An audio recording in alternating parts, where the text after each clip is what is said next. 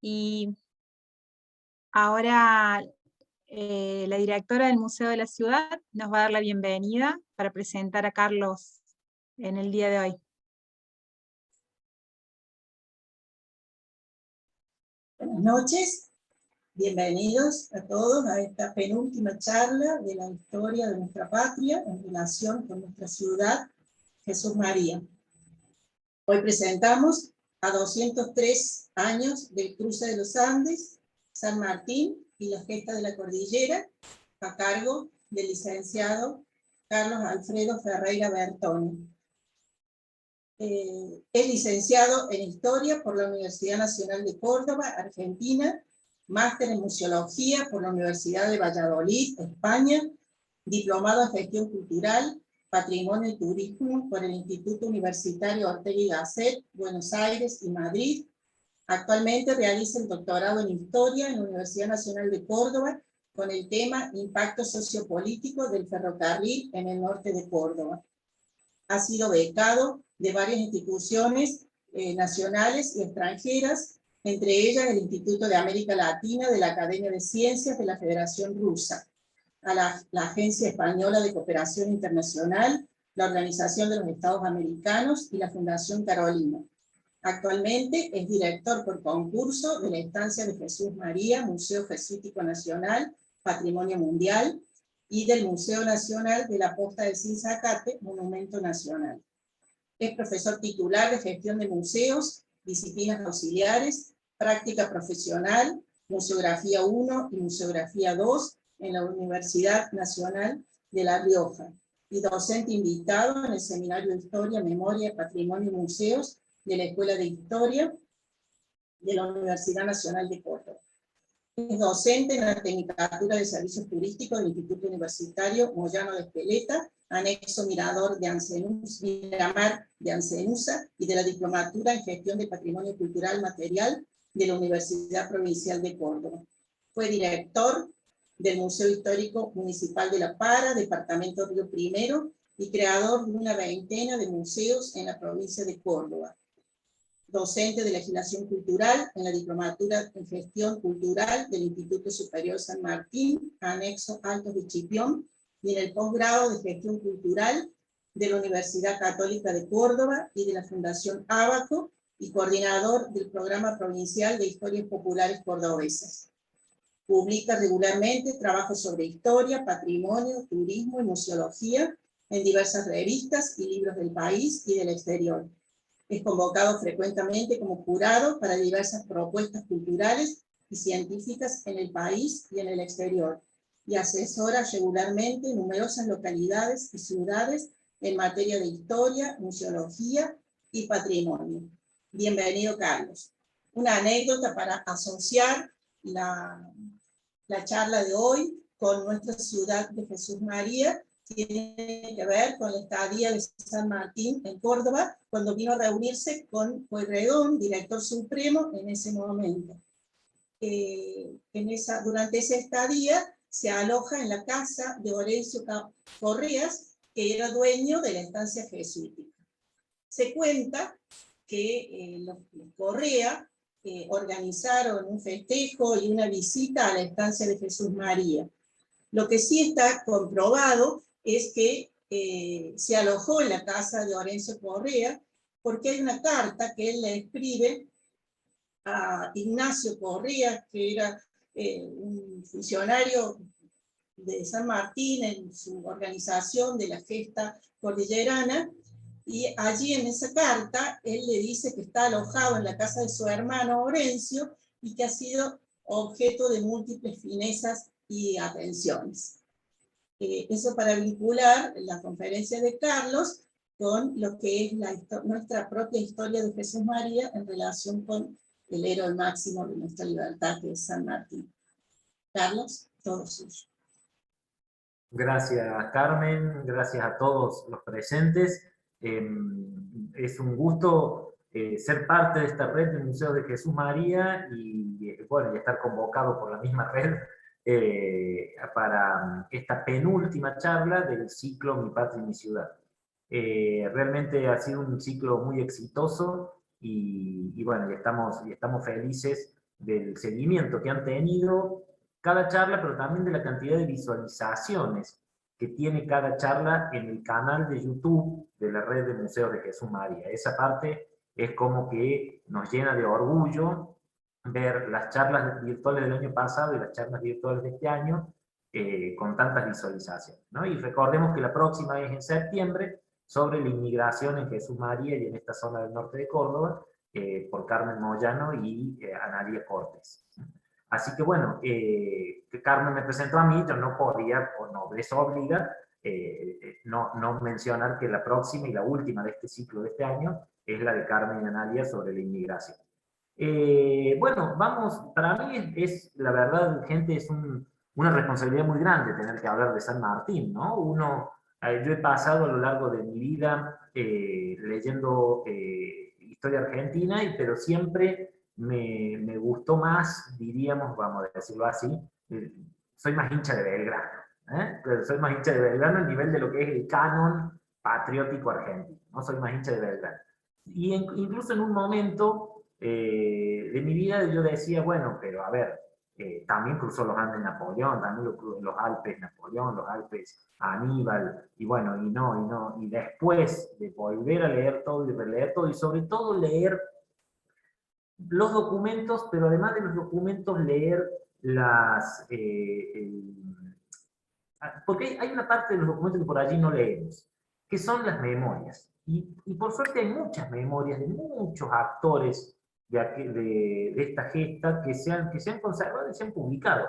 Lo que pasa es que muchas se publicaron, por ejemplo, en la década del 60, para los 150 años del cruce de los Andes. Mucho es bibliografía de corte militar que está en bibliotecas militares, difícil de conseguir, no está digitalizado, no está todo digitalizado.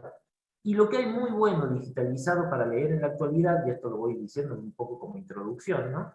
Es que en cualquiera de las plataformas académicas, por ejemplo, Scholar Google o Dialnet, se encuentran muy buenos artículos actuales, de historiadores actuales, sobre la gesta de San Martín. Esto está muy bueno porque nosotros podemos leer las versiones de la historia bien patrioteriles de la década del 50, del 60, incluso hay una colección militar muy grande que son memorias militares, algo así se llama, de la década del 70, publicado en 78, 79, 80, 81. Son libros bien gordos, muy lindos, en cuanto a que contienen información que no es fácil de conseguir. Pero leer los mismos documentos desde la mirada de historiadores actuales, muchos de ellos investigadores superiores del CONICET, realmente te da una perspectiva donde uno puede conjugar el amor por la tierra de uno, el amor por Argentina, con visiones historiográficas modernas, ¿no? Así que muy recomendable. Y algunos los vamos a citar, ya los tengo anotados, los vamos a ir citando en el trabajo. Muy recomendable lo que se puede conseguir. Pero también en Internet, y aquí viene la advertencia, hay mucha, no sé si investigación, pero opiniones superficiales sobre la formación del Ejército de los Andes y el cruce de los Andes. Y esto también lo quiero decir, porque por allí vamos a ver, ya adelanto una visión clásica, la voy adelantando del principio, saliéndome un poco de lo que tengo aquí como apuntes, y antes de poner el PowerPoint, que es la visión de que, por ejemplo, Buenos Aires no ayudó y estuvo siempre poniéndole palos en la rueda a San Martín. Bueno, vamos a ver acá que no fue así. Ya sea por el mismo gesto político de San Martín de lograr que Pueyrredón haya sido designado director supremo en Tucumán. Por eso Pueyrredón no firma el acta de independencia, ¿no? No firma el acta de independencia porque en mayo lo eligen director supremo y se vuelve para Buenos Aires, y ahí es donde logra, en junio, perdón, donde logra entrevistarse con Belgrano, se entrevista con Belgrano en Córdoba, con San Martín en Córdoba, y después llega a Buenos Aires y le manda los famosos, acá tenemos las cartas, que después las vamos a leer. Pero por eso digo, sin ánimo de criticar a cierto, hay mucho periodismo de opinión que tiende a tener a que los porteños son los culpables de todo. Bueno, vamos a ver que no fue así, Y vamos a ver también que buena parte del ejército de los Andes, de los soldados, eran del litoral. Buena parte de los soldados que cruzaron esos gigantescos montes, como dice San Martín en su carta, querido amigo, no le temo a los maturrangos, a lo que le temo es a esos montes, ¿no? O sea, ese es el principal peligro, ¿no? Eran la mayoría, una buena parte, casi un tercio eran del litoral, de Santa Fe, de Corrientes, de Entre Ríos y de Buenos Aires, que no habían visto una montaña ni dibujada. Entonces, imagínense ustedes, para una persona porque nosotros hoy tenemos la suerte que vivimos en una cultura de la imagen, incluso uno antes de viajar entra a una página web, ve las fotos, ve los lugares, dice, ah, me voy a sacar una foto acá. En esa época, que existían los grabados, ya existían hace varios siglos de grabado, pero no se difundía tanto la imagen, es decir, la persona que no había visto una montaña, la persona que no había visto el mar, no lo había visto nunca y posiblemente tampoco en un grabado. O sea, lo que más circulaba eran los grabados y circulaban en libros, normalmente eran ilustraciones que estaban en libros, o sea que accedía muy poca gente. Esto es importante que lo tengamos presente, porque cuando nosotros vemos la foto de los Andes, nosotros creemos que San Martín cruzó eso, pero atrás, cuando vamos a Mendoza, tuvo hace poco en Mendoza una amiga y me mandó una foto, mira los Andes. Claro, es esta cara de los Andes, pero después de esos Andes hay otros Andes más, hay otros, o sea, no es que uno sube y baja. Esto también quiero decirlo, porque cuando uno ve recién la grandeza de San Martín cuando cruza los Andes en avión, porque ahí vos te das cuenta de la dimensión, del tamaño de esa epopeya, ¿no? Así que vamos a empezar a compartir. Entonces, ahí Paola Nicolini, secretaria de Cultura, coordinadora de Cultura del Municipio de Jesús María, miembro de la red del Museo de Jesús María, va a compartir el PowerPoint. Vamos a poner, no pongamos las conclusiones ahora, Pau, porque si no, ¿no es cierto? Ahí vamos con la presentación. Entonces, a 204 años del cruce de los Andes, vamos a tratar de también compartir alguna visión, una visión, diríamos, moderna de esto, ¿no? No sé por qué salió ahí, pero tenés que cliquear, tenés que subir y cliquear en la primera. Cliqueé en la primera, subí la barra y cliquea ahí y pone pantalla. Ahí está. Bueno, lo primero entonces, el contexto sociopolítico, los temas que vamos a ver, el contexto político de mediados de la década de 1810 y los antecedentes del cruce de los Andes. Siguiente. Vamos a ver San Martín como gobernador de Cuyo y la preparación de la epopeya andina.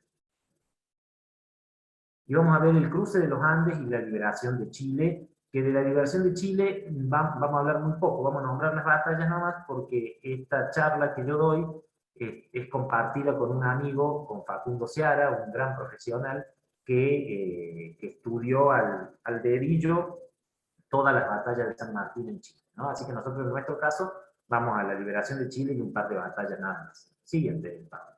Y vamos a ver las conclusiones. Lo primero es la geografía de la gesta.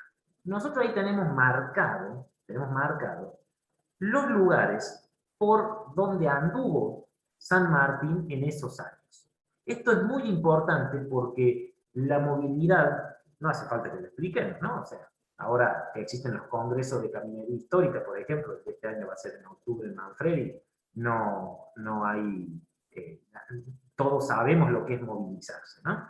Lo que era movilizarse en aquellos tiempos, ¿no? Vamos a la siguiente, Pau, porque ahí empezamos, vamos a ver, por ejemplo, primero, Yatasto, donde se produce el cambio de mando del Ejército del Norte, por el cual Belgrano se lo traspasa a San Martín, el famoso abrazo de Yatasto, que parece que no fue ahí, o sí, bueno, hay varias hipótesis al respecto, faltan documentos. Y ahí en Yatasto, ¿por qué es importante? Porque San Martín primero está ahí. O sea, San Martín después. Nosotros tenemos que recordar que después de ganar el combate de San Lorenzo, es enviado al norte. Y que es allí en el norte donde bueno, se va a producir en febrero del 14, fíjense ustedes, en febrero del 13 el combate de San Lorenzo, febrero del 14 el paso el cambio de mando del Ejército del Norte, donde San Martín, allí es que decide, y después de conocer la situación de Güemes, también recordemos que en esta charla hemos hablado de Güemes, es muy importante que entendamos lo que se decía de Güemes y las recomendaciones que había sobre Güemes para San Martín. Hay documentos extraordinarios que muestran cómo, por ejemplo, quienes tenían más una actitud, diríamos, del mando único y del verticalismo en el ejército, de decir, les recomendaba a San Martín, mira, Güemes es un poco difícil de dominar, difícil de mandar. Y había otros documentos, por ejemplo, ya me va a salir el nombre, de quien le escribe a San Martín y le dice, lo que necesitamos son tipos como él, porque justamente el tipo de guerra, entonces hay Dorrego, es Dorrego el que le va a recomendar a San Martín que necesitan un tipo como Güemes que haga otro tipo de guerra, ¿no? Bueno, entonces esto ocurre en Yata. Después San Martín, siguiente pago, va a pasar los famosos casi 3 meses, en Saldán. Ya comentó algo Carmen también sobre su estancia aquí en el norte de Córdoba.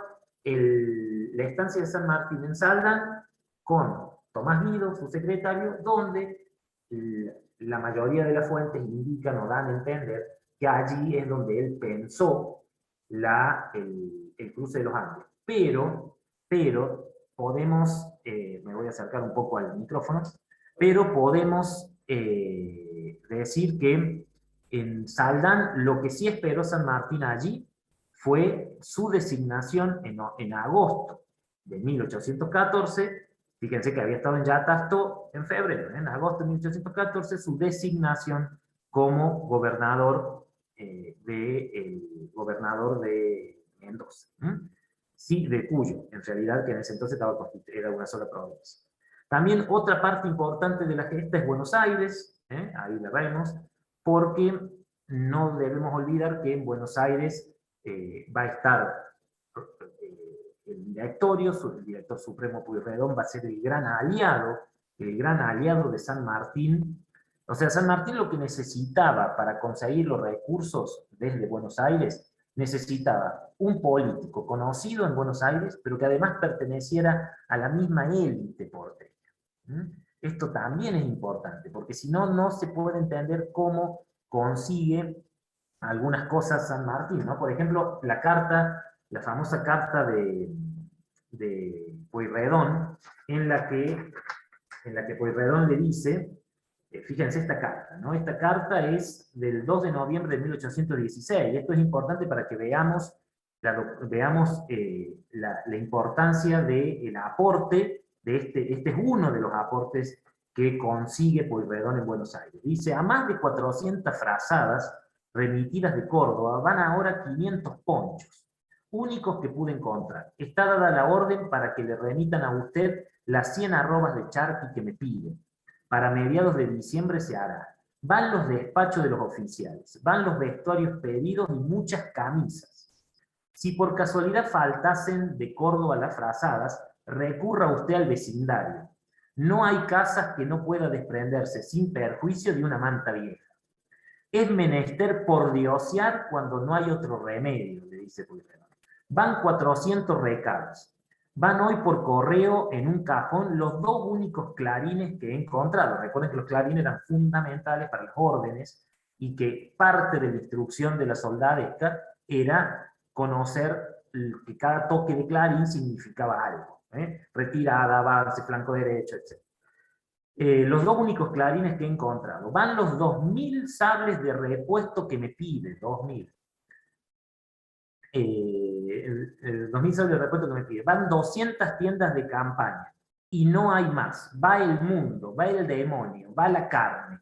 Y no sé yo cómo mirar con las trampas en que quedo para pagarlo todo. O bien que entrado en quiebra, me voy yo también para que usted me dé algo del charqui que le mando. O sea, se nota la confianza, ¿no?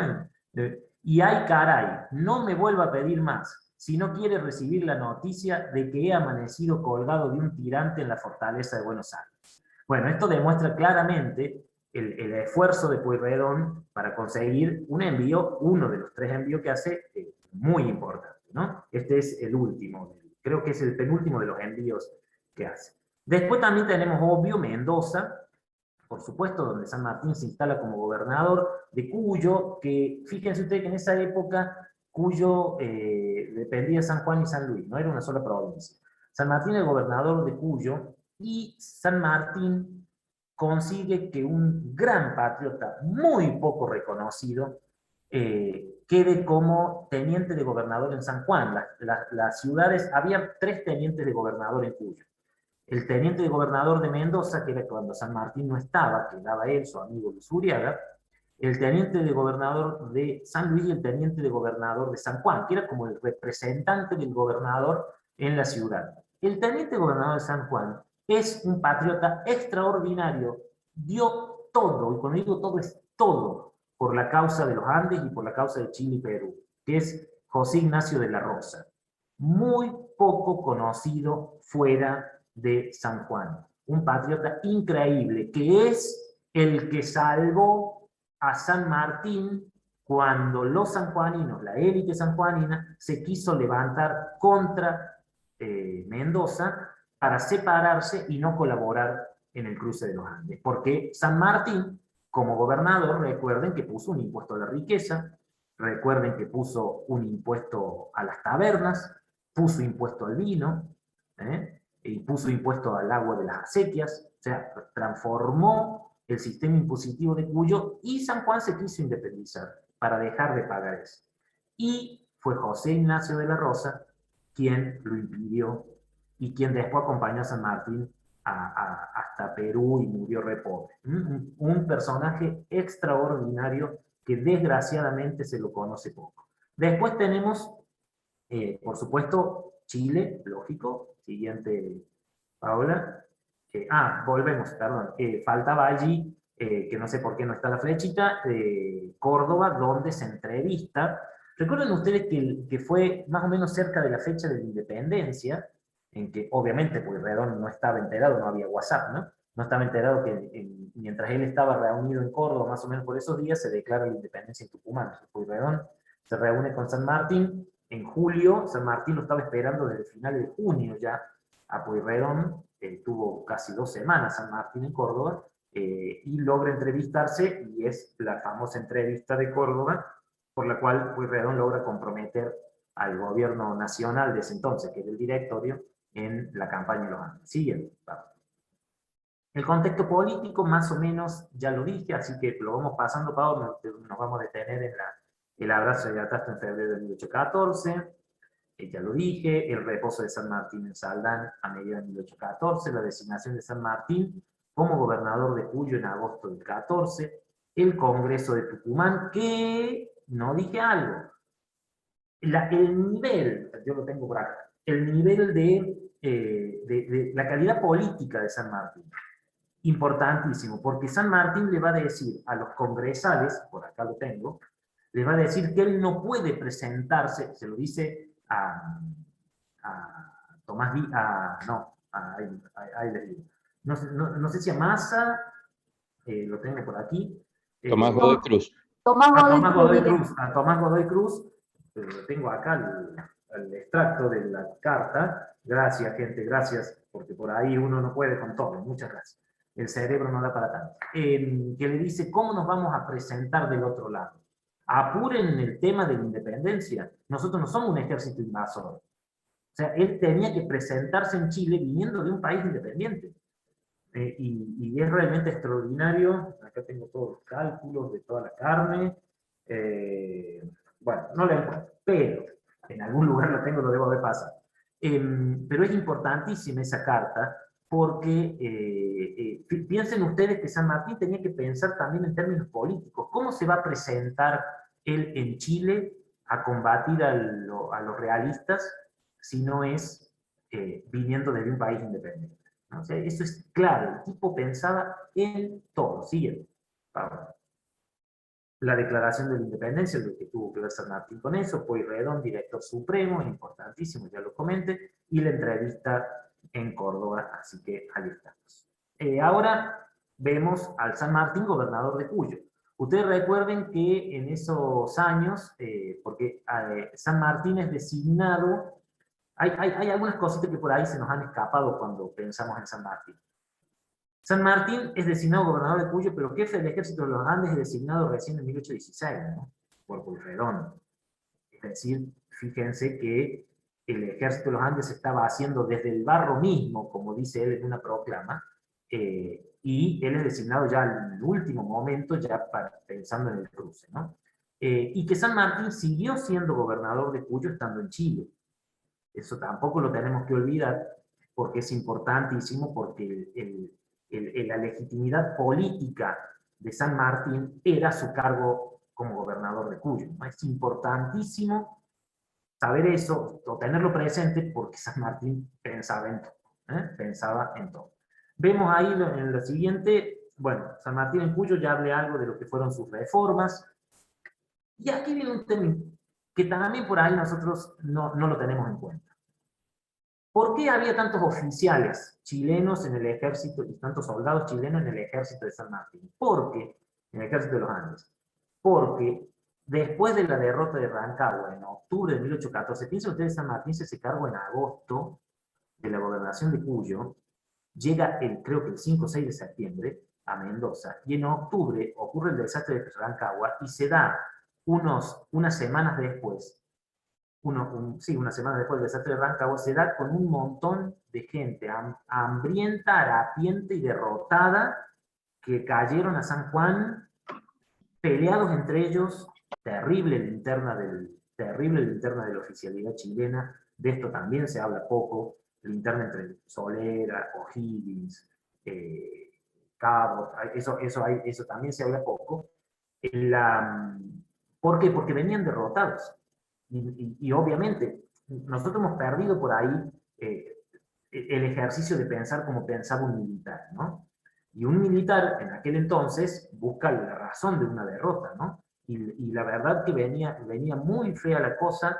Yo aquí tengo, no lo voy a leer porque esto es una charla más para disfrutar, pero la cantidad de oficiales que aparecen, que él tiene que reincorporarlos, tiene que darles cargo, tiene que darles lugar, no es chiste, o sea, en el mundo militar, en que nosotros hemos perdido esa costumbre de pensarlo al mundo militar, en el mundo militar no podés a un general o alguien de alguno de los rangos más altos ponerlo en cualquier lado, menos como soldado.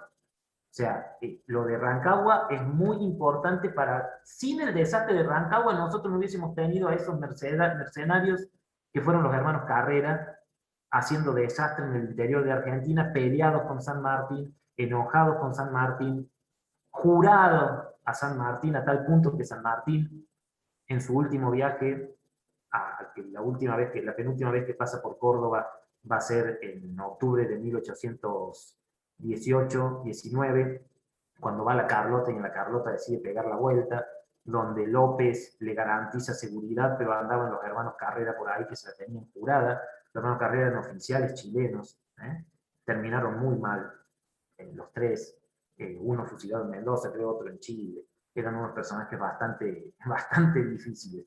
Pero sin el desastre de Rancagua, no hubiese tenido quizás San Martín a esa oficialidad que le venía muy bien por ser conocedora del territorio del otro lado de los Andes. Así que importante cuando pensemos en el cruce de los Andes, pensar en el desastre de Rancagua también, ¿no? Siguiente. Bueno, la creación del ejército de los Andes, como sabemos, el Mendoza se transformó en un gran cuartel. Todo era destinado para el ejército de los Andes y por una disposición de San Martín, todo lo que se producía se debía ofrecer primero al ejército de los Andes. ¿Por qué? Porque obviamente los grandes productores, los grandes terratenientes, lo que producían, lo querían vender y que se lo pagaran de contado. San Martín no pagaba de contado, no pagaba de contado. Entonces, es un tema que tuvo que obligar a que primero se ofrecieran los productos al ejército de los Andes, pero toda Mendoza se abocó. Nosotros vemos Mendoza, una ciudad linda, vemos productiva, verde en los lugares a donde llegue el agua, pero eso era un desierto, chicos. Mendoza está en un desierto y era un desierto. O sea, tener un ejército con 5.500, casi 5.500 personas, darle de comer y cruzar los montes más altos del mundo hasta ese entonces conocido, porque todavía no se conocía a la altura del Himalaya, realmente es una proeza extraordinaria y necesitó de un jefe, no solo militar, sino también político, administrativo, fiscal, que fue San Martín, fue todo eso, para poner a toda Mendoza a producir para el ejército de Juan, ¿no? Siguiente. Y parte de los recursos y gestiones para equipar el ejército tenía que ver con esto, ¿no? Es decir, los batallones de negros y pardos, el buscar, el mandar delegados para las reuniones. Recuerden ustedes que le pidió soldados a Belgrano. Belgrano mandó 50 soldados mal armados, era lo que tenía en Tucumán, lo mandó a La Rioja, de ahí se armó el contingente de Celar y Dávila, crear los cuerpos y batallones, designar a las autoridades de cada cuerpo. Es realmente un trabajo monstruoso, y que solamente se puede hacer si alguien conoce bien su profesión, como la conocía San Martín, y además si alguien tiene el pensamiento tan complejo como lo tenía San Martín. Vamos a la siguiente, Pau. Ahora pasamos a la parte interesante. Nosotros ya hablamos mucho de logística, hoy se habla mucho de logística, porque siempre decimos, bueno, pero la logística para esto, bueno, ustedes piensen en la logística para cruzar esos montes que ven ahí en la foto, cruzar esos montes con yo quiero ver cómo hago para sacar la barra de aquí abajo. A ver, pantalla completa. Por ejemplo, cantidad de soldados y auxiliares. Bueno, nosotros tenemos que pensar que lo que tenía San Martín, disculpen que por acá voy a recordar. Lo mismo esta info está en la web, ¿no? Es fácil de conseguir, ¿no? La cantidad era, el ejército contaba un total de 5.423 hombres, generales y jefes 31, oficiales 207, empleados civiles 15, soldados de caballería casi 1.000, soldados de infantería 2.800 y auxiliares casi 1.400, ¿no? O sea, de eso contaba el ejército, que se agrupaba y pasaba, se formaba cada columna no iba en cada una de las 6 columnas, ya las vamos a ver, no iban mezclados. Esto es importante decirlo. En esta parte de la logística es fundamental. En cada columna iba adelante los vaqueanos, adelante primero de todos los vaqueanos, y atrás de ellos la vanguardia. Muchas veces esa vanguardia eran los famosos dragoneantes, que son un grupo de élite muy armado, que es como el que primero va a pelear si pasa algo, ¿no? Recuerden que hubo varias escaramuzas en casi todas las columnas, ¿no? Después de la vanguardia va el grueso del ejército, después va la retaguardia, después iba la sanidad y por último los servicios auxiliares que iban al final. Entre la vanguardia, entre el vaqueano y la retaguardia, entre la vanguardia y la retaguardia, había oficiales de enlace que iban y venían, llevando y trayendo las novedades, porque cada columna podía tener 2 días o 4 días. Cada columna, el largo de la columna. O sea, había columnas en las que en el momento la separación de la vanguardia y la retaguardia llegaba a 4 días. Lo normal era 2. La información, ida y vuelta de esa información, la hacían unos oficiales de enlace que iban y venían. Y unos muchachitos jóvenes, cuyanos ellos, que fueron utilizados para enlazar las columnas entre sí, de la columna norte, la que salió de Guandacol, a la columna sur, la que salió de San Rafael, había más de 900 kilómetros. Y había unos jovencitos que se encargaban de hacer el enlace de columna a columna, ¿no? Para llevar información también, ¿no? Fundamental. Vamos a la siguiente. La provisión de uniformes, armas, caballada y alimentos. O sea, usted piense que, bueno, tenemos la gente, sí, pero la gente hay que uniformarla, hay que darle armas, hay que entrenarla, hay que tener caballos y hay que tener alimento. En cuanto a la caballada, esta parte es muy importante. Fue un verdadero ejército de animales lo que cruzó los Andes. Los Andes eran cruzados muy regularmente por los vaquianos y por los arrieros sobre todo, que eran quienes llevaban y traían ganado de los Andes, normalmente 2, 3, 4 arrieros, 4 personas con algún peón, bueno, acá está la experta, me da cosa hablar de esto, porque está Gabriela Poblete, que es especialista en esto y va a hablar de esto en el Congreso de Caminería en Manfredi, pero esos pasos eran conocidos, pero eran estrechos, pasaba poca gente, el ganado iba uno tras otro, entonces no es lo mismo que cruzar miles y miles de animales. Miren, tenía, por ejemplo, el total de animales utilizados para el cruce eran de casi 11.000, 10.000 y pico. Había 7.359 mulas. O sea, piensen ustedes los números. Cuando uno dice, no, son números que no son inimaginables. O sea, hoy ¿dónde tendrías hoy 10.000? Decime dónde tendrías hoy 7.000 mulas. A ver, ¿dónde las ponen? Bueno, tenía que pensar en un campo cerca de la ciudad, que las mulas se siguieran emperrando. Era muy importante que se emperraran las mulas y los caballos. Entonces tenía que estar cerca de la ciudad por la provisión, pero a la vez un poco arriba para que se emperraran los animales. O sea, era pensar absolutamente en todo. Y cuando digo alimentos allí, digo también el alimento del ganado, porque había que llevar desde la leña, porque en los Andes no hay árboles, chicos. No sé si alguno se ha percatado que no hay árboles. Entonces, está muy lindo encenderse un fueguito cuando hace frío, ¿cierto? Pero no hay árboles. Y había que llevarle el alimento, había animales que llevaban el alimento de los animales. Es decir, 400 mulas cargadas con alimento para los animales. Es decir, era extraordinario. Y cómo el alimento que se había llevado, que había un par de, acá tengo, por ejemplo, se habían llevado 36.000 kilos de charquicán. El charquicán es esa comida chilena de carne seca, charqui molido, y vuelto a hidratar con grasa y con condimentos, mucho condimento.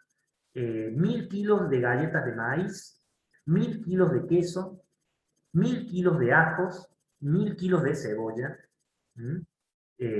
Muy importante el ajo, la cebolla y el ají para tener vitaminas frescas, ¿no? Para tener vitaminas frescas además porque la cebolla conserva sus propiedades organolépticas por mucho tiempo, a diferencia de una manzana, una cosa que enseguida se te empieza a podrir, ¿no? La cebolla se puede comer cruda, era el alimento más común, ¿no? Cruzar los Andes comiendo una cebolla, ¿no? Entonces, el ganado en pie se iba carneando a medida que se iba cruzando. Sí, Gabriela. Dire, perdón que lo interrumpa, quería un pequeño aporte nada más, que el ajo y la cebolla son vasodilatadores. Y entonces, También. como para evitar el mal de Soroche, iban comiendo, incluso se refregaba en el hocico de los animales ajo, para que, bueno, pudieran tener más oxigenación. Al ser vasodilatados, el oxígeno entraba más rápidamente para evitar el mal de Soroche, el mal de la altura. Que no está mal agudo de montaña, doctora, creo que se llama, ¿no? El nombre técnico. Yo lo nombro en criollo, pero sí es exacto el término. Eso nada más, gracias, Dire. Sí, perfecto, gracias. Sí, las vitaminas frescas y efectivamente para combatir el sorocho. El ganado se iba carneando a medida que se iba, y también se iban matando los animales que ya se notaba que estaban agotados, cansados. También se recuperaban los animales que se caían, que se despeñaban. Ustedes piensen que de los 5.500 hombres que cruzaron las 6 columnas, había columnas muy numerosas, con las 2 centrales, y columnas muy pequeñas, ¿no? Como la de Freire o la de Dávila. La de Dávila eran 300 y pico, la de Freire era 250. Que ya vamos a hablar de la parte de los engaños, que es muy importante. cómo las anclas que se habían mandado a hacer para recolectar lo que se caía, era también para recolectar los animales que se despeñaban y poder comerlos, ¿no? Tener carne fresca con la desgracia de la muerte de estos animales, ¿no? También quiero recordarles que cómo lo habrá pensado esto San Martín, que piensen ustedes que de los 5.500 hombres, solamente murieron 110 en todo el cruce de los Andes. O sea, es terrible que muera gente, lógico, ¿no? Pero desgraciadamente todo se debe manejar a nivel estadístico y murieron solamente 110 entre los pequeños combates que hubo. Hubo un combate en el que murieron 6 o 7 de los soldados de la patria y muchos los que morían por cansancio, agotamiento, enfriamiento, enfermedades previas que se agudizan en una situación como esta, ¿no? También se calculó 5 kilos de pasto seco para las mulas por día,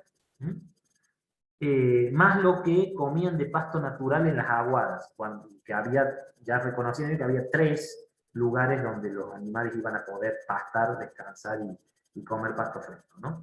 Los alimentos y bebidas se cargaron en 620 mulas con los víveres, y en esos alimentos y bebidas es muy importante el vino y el aguardiente, que supongo que Gabriela también me va a explicar, pero tiene que ver con que no siempre había agua fresca disponible. Cuando uno cruza por los pasos, el agua estaba abajo, en el fondo de los valles cordilleranos. Claro que hay agua en los Andes, pero el agua está en forma de nieve o en torrentes que pasan lejos de los caminos. Entonces, el vino pensado como alimento, de nuevo volvemos al vino, uno de los mejores inventos de la humanidad, y que esta estancia de Jesús María tiene la suerte de haber sido productora de vino.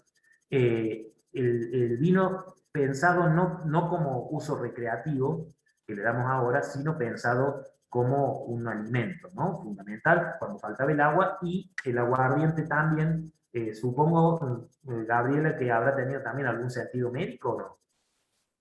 Porque llevaron muchos litros de aguardiente, ¿eh? Sí, definitivamente sí, era coraje líquido también. En la arenga, sí se les daba también coraje líquido. Tengamos en cuenta que ellos sabían que se iban a enfrentar con un enemigo poderoso, descansado y bien preparado, y el general San Martín lo conocía, ese ejército.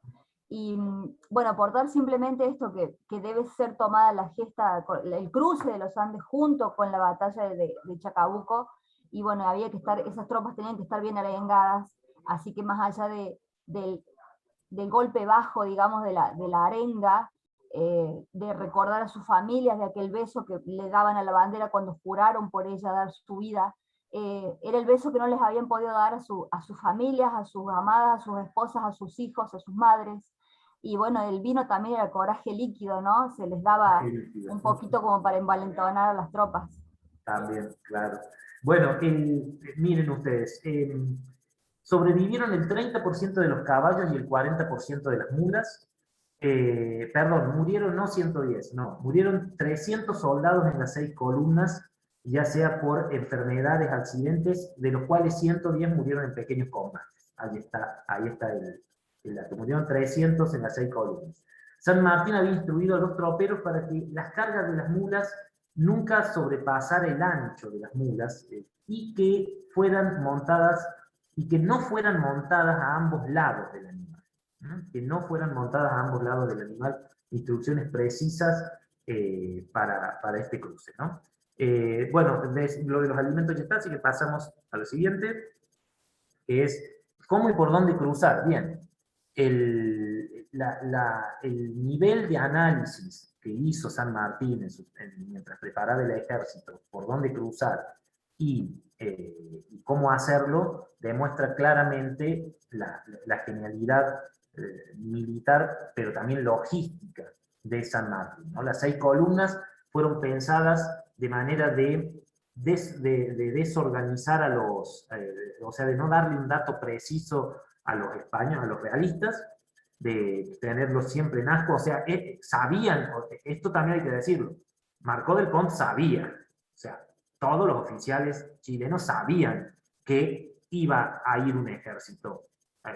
Pensaron que era más pequeño, pensaron otra cosa, pero sabían, estaban preparados. De hecho, la sorpresa de Copiapó que hacen los dos grandes, de Celada y Dávila, va a hacer que mande las tropas al norte, Marco del Pont mande las tropas al norte, descuide y ahí nomás entra las Heras por el planchón y va a ser, bueno, ya sabemos, esa situación de ida y vuelta de los ejércitos realistas que va a complicarle la logística militar a los realistas y que va a permitir la llegada de las dos columnas principales, logrando de esta manera sorprender a los realistas, no sorprenderlo en el cruce de los Andes, que lo sabían, sino sorprenderlo en el lugar y el punto del golpe más fuerte. Y llegados, cansados, ganar en la cuesta de Chacabuco. Cansados contra un ejército descansado. ¿No? Esto también es importante que lo recordemos, porque si no,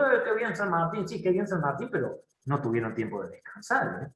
A los 4 días de llegado, a los 6 días fue la batalla de Chacabuco. Bueno, la siguiente, ¿cuándo cruzar? Bueno, lógico ese cuándo cruzar era por defecto en enero, ¿no? En enero y febrero, los meses en que se podía cruzar mejor. Los guías fueron fundamentales, tanto los que realizaban transporte para proveer al ejército de los Andes, como aquellos que cruzaron con las columnas y los guiaron, fue fundamental. No hay forma de que esto se hubiese llevado adelante sin el apoyo de los vaqueanos, los arrieros.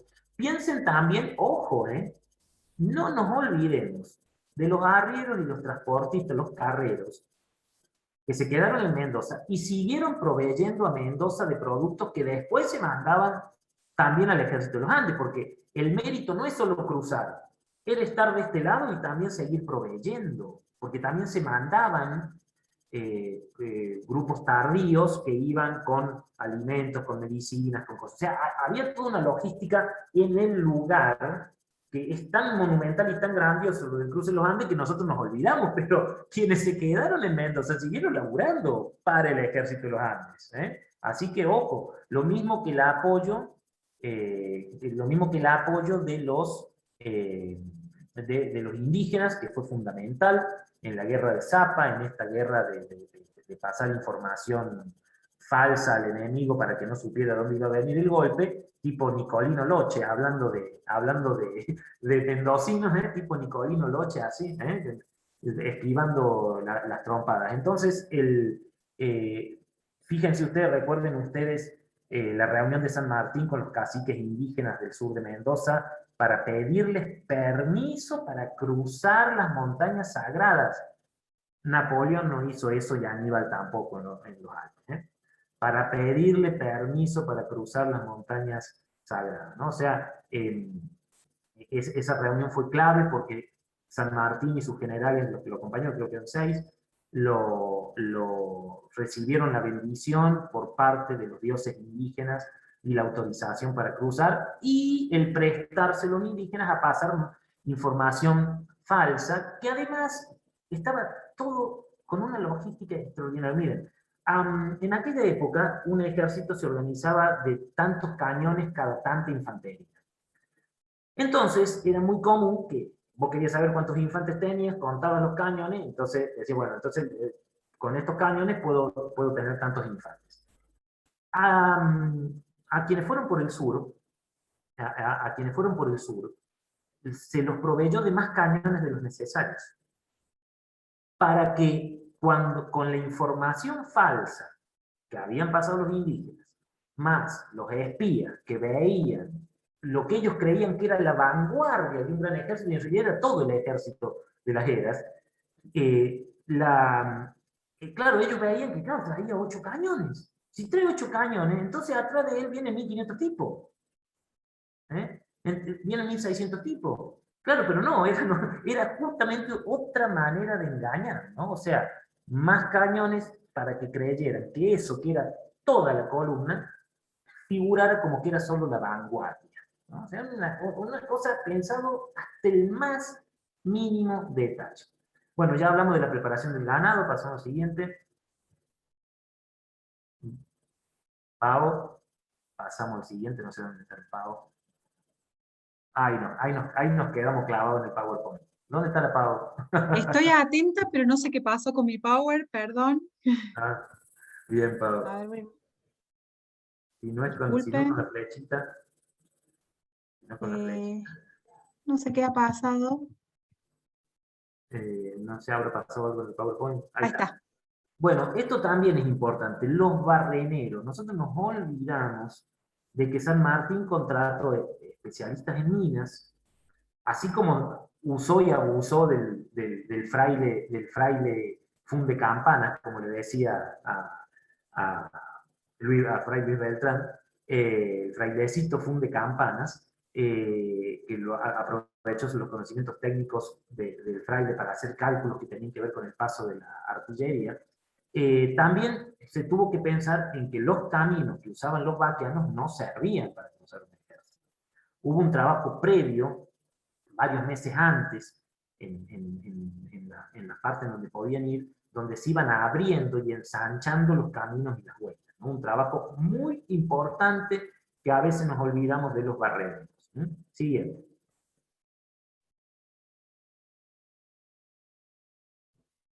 El alimento para la tropa, ya lo hablamos, el apuramiento Soroche allí estaba. El agua, que también lo dijimos, que bueno, muy importante. El abrigo y la vestimenta, algo hablamos cuando leímos. Esto también es importante que sepamos que Córdoba y San Luis aportaron muchos ponchos. La Rioja aportó también La Rioja y Catamarca aportaron una gran cantidad también de vestimenta, de cuestiones que tienen que ver con la vestimenta. ¿Esto por qué se lo digo? Porque cuando uno piensa qué provincias actuaron en el cruce de los Andes, actuaron todas menos Salta y Jujuy, que estaban con algo mucho más importante que proveer telas, que era frenar, que esto no se podía hacer si Salta y Jujuy no se sacrificaban literalmente, como se sacrificaron con las 7 invasiones realistas en el norte, ¿no? Entonces, fueron 7, muchachos, o sea, no fueron 1, 2, fueron 7, tomarnos Jujuy, o sea, es importante. Entonces, el litoral aportó hombres, muchos recursos materiales los aportaron La Rioja, San Luis, bueno, Cuyo, Córdoba, Catamarca, Santiago del Estero, Tucumán, con los soldados que mandó Belgrano, ¿cierto? O sea que todas las provincias argentinas tuvieron que ver, incluso Salta y Jujuy, que sin la protección de la frontera norte hubiese sido imposible que esto se hiciera con tranquilidad, ¿no? El alimento para el ganado, que ya lo vimos, también les dije incluso hasta cuántas.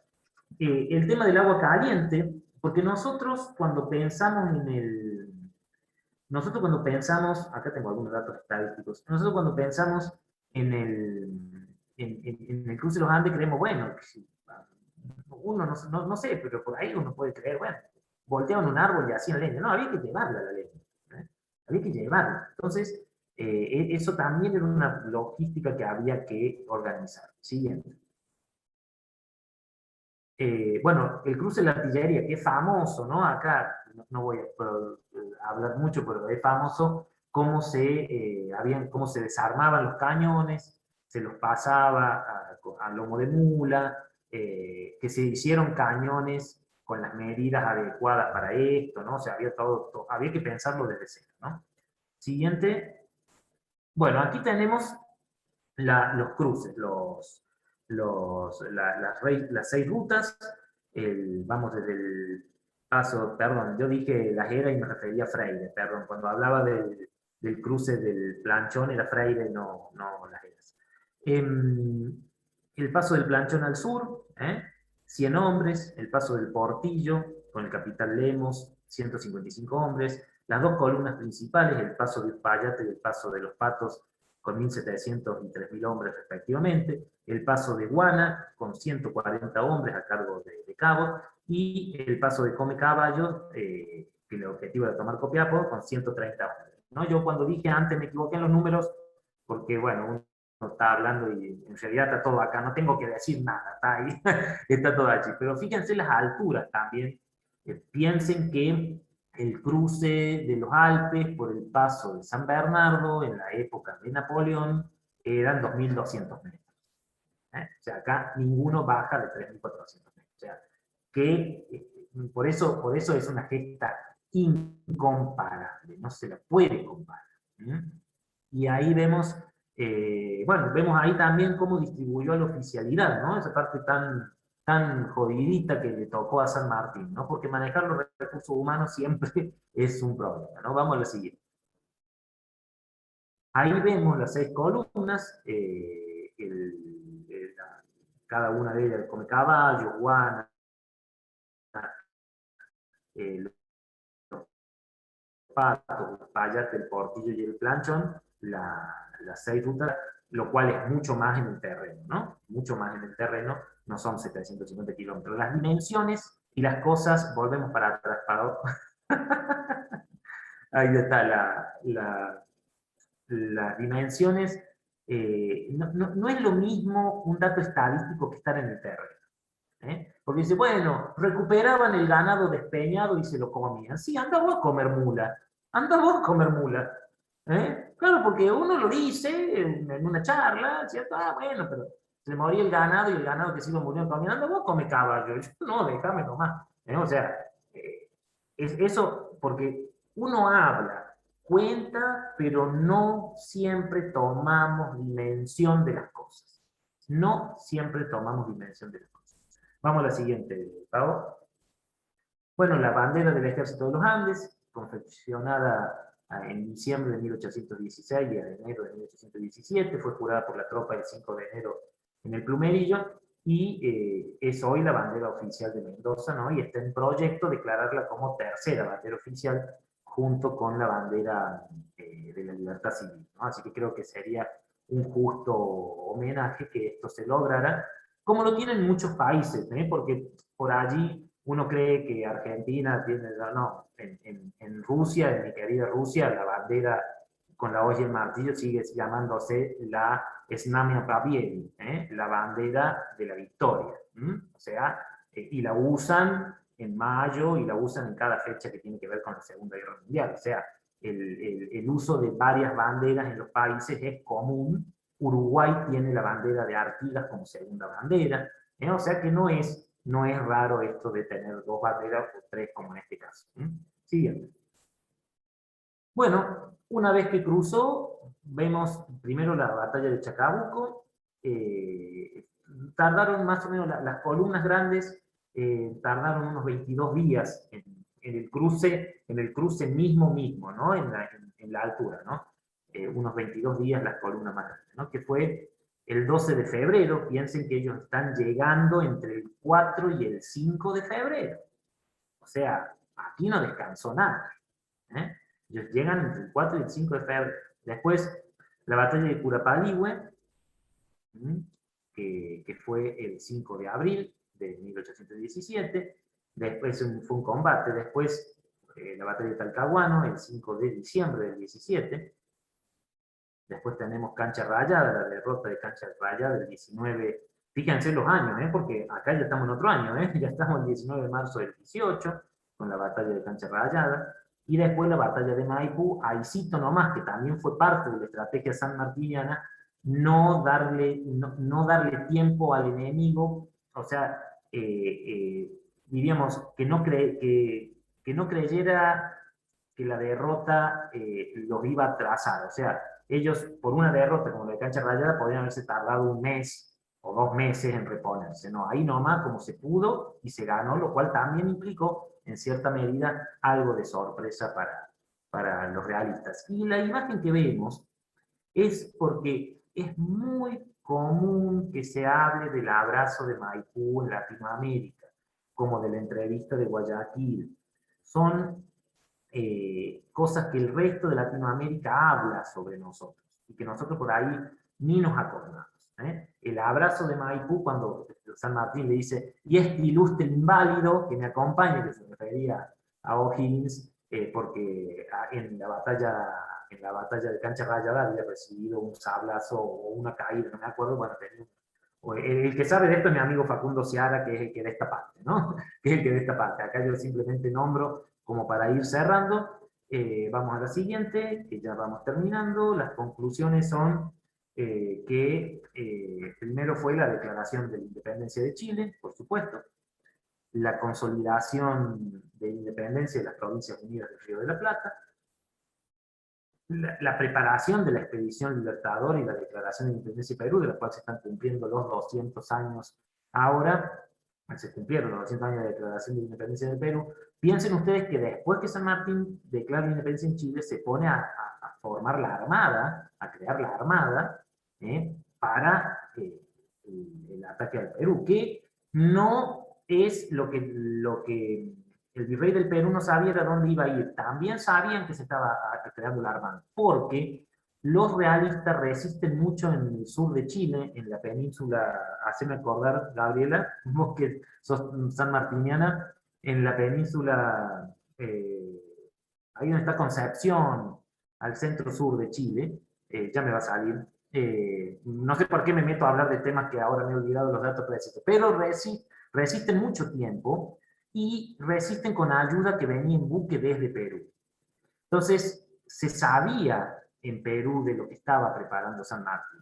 Lo que no se sabía era dónde también iba a venir el primer golpe, ¿no? Así que importante también eso, esa parte que por ahí también lo olvidamos, ¿no? Esto era simplemente, gente, una horita justo. Yo hablé 50 minutos. Esto era lo que simplemente quería contarles. Es más que nada, son datos que están, pero yo que quería, que son fáciles de conseguir, quería que dimensionemos en el mes sanmartiniano esta epopeya. Reitero, los datos geográficos, los datos de números no siempre nos dan una dimensión. Si nosotros no nos ponemos a pensar cuántos son 7.000 mulas, si no nos ponemos a pensar cómo es el frío en los Andes, si no nos ponemos a pensar qué es comer una mula que se murió, o sea, porque decirlo, Talcahuano fue también Talcahuano era donde, sí, gracias, sí, Talcahuano que tuvimos un primer triunfo, después se perdió. Ahí era donde llegaban los buques realistas del Perú. Más allá del dato, que les reitero, los errores que cometí, que después me rectifiqué, por ejemplo, con lo de las columnas, etc. Eso no importa, gente, eso está en internet. Lo que buscamos con estas charlas es tratar, como fue la charla de Teresita sobre Güemes, como fue la charla de Güemes y Belgrano, como fue la charla de Cecilia sobre la Declaración de la Independencia, como fue la charla del director del Cabildo sobre la Revolución de Mayo. Lo que buscamos es tratar de dimensionar, de darle ese toque humano. Tenemos que dimensionarlo más allá del número, más allá del dato estadístico. Así que, por ejemplo, por eso es que insistí tanto en eso de ir comiendo una cebolla, ¿cierto? O sea, porque decirlo es una cosa, 1000 kilos de cebolla, qué lindo dato estadístico, sí, bonito, pero anda a comerla vos cruda, anda a comerla vos. Entonces, bueno, ahí estamos con la parte que quería decir. Muchas gracias a todos. No sé si hay algunas preguntas, Analía, desde la cuenta Red de Museo de Jesús María, que aquí está. A ver si no las busco yo por aquí. Hay un montón de mensajes. Están también la gente que puso su nombre y DNI, nombre, apellido y DNI para para certificar la asistencia. Recuerden que asistiendo a 4 de las 5 charlas, ya reciben el certificado, pero invitamos a todos a compartir las 5, ¿no?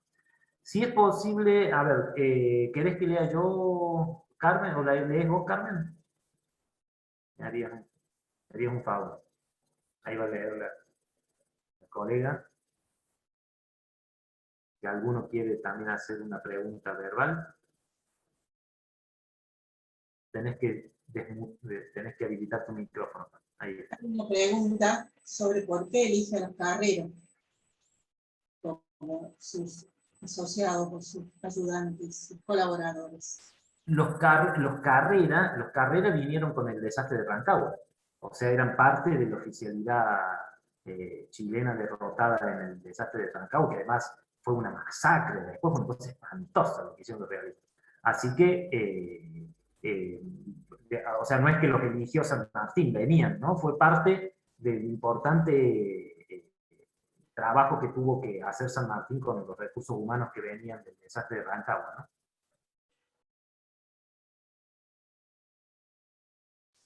Hay otra, que es más un comentario: con esa actitud San Martín refrenda su origen indio, indio nativo americano. Se refiere a la parte que habla Carlos sobre que pidió permiso para cruzar estas montañas sagradas. Es más una afirmación que una pregunta. Después hay muchas felicitaciones, muy didáctico, excelente, un relato increíble. Después hay una pregunta que dice: ¿la resistencia fue en Talcahuano? Sí, era la que yo les decía que no me acordaba. Bueno, me gusta meterme en camisa de once varas porque no estaba en el tema, pero sí, yo quería con esa pequeña anécdota decir que la comunicación entre el Virreinato del Perú y la zona que resistía en Chile se hacía por mar, y que la creación de la Armada Libertadora, que recuerden que va a tener nombres, cada barco va a tener nombre, el barco insignia se va a llamar Moctezuma, ¿no? Atahualpa y Moctezuma. Pero es una cosa que es increíble, ¿me entiendes? O sea, es increíble. Bueno, el virrey del Perú sí sabía de que se estaba armando, ¿eh? Esto de ahí venía el comentario.